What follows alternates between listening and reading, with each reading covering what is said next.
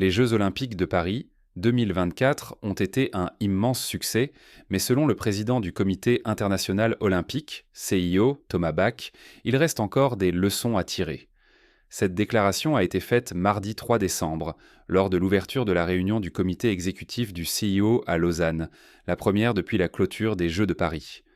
Thomas Bach a précisé: « Nous devons travailler sur le moment où, d'une part, nous profitons de ce grand succès, mais où, d'autre part, il y a encore des leçons à tirer. » Cela suggère que malgré les réussites et les réalisations de l'événement, des aspects peuvent encore être améliorés pour les futures éditions des Jeux olympiques.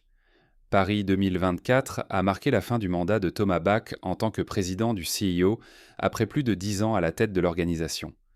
Le dirigeant allemand, qui est en fonction depuis 2013, a annoncé à Paris qu'il ne chercherait pas à se faire réélire lors du prochain congrès du CIO en 2025.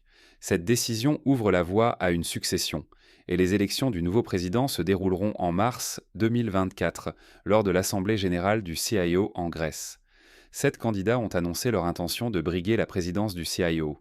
Parmi eux, l'un des noms les plus connus est celui de Sebastian Coe, président de World Athletics, l'organisation mondiale de l'athlétisme, et ancien champion olympique britannique.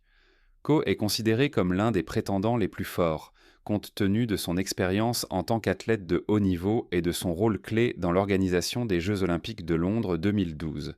Les autres candidats notables comprennent Kirsty Coventry, ministre des Sports du Zimbabwe et ancienne championne olympique de natation, qui pourrait apporter une perspective différente au CIO en raison de son expérience en tant qu'athlète et responsable politique. Un autre prétendant est le fils du défunt Juan Antonio Samaranch, ancien président du CIO, Juan Antonio Samaranch Salisax, qui bénéficie de l'héritage et de l'influence de son père dans le mouvement olympique. David Lappartient, le président de l'Union cycliste internationale, UCI, fait également partie des candidats en raison de son rôle central dans le développement du cyclisme mondial.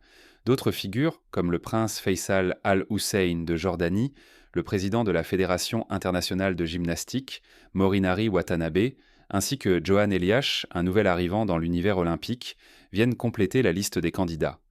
Chacun de ces prétendants apporte une expérience unique dans le monde du sport international, avec des visions variées sur l'avenir du CIO et des Jeux olympiques. Ce processus de succession est crucial pour l'avenir du CIO, surtout après un mandat de Bach marqué par des réformes significatives et une approche plus moderne et inclusive du mouvement olympique. La question de la gouvernance du CIO et de l'avenir des Jeux olympiques sera au cœur des discussions lors de l'élection de son futur président.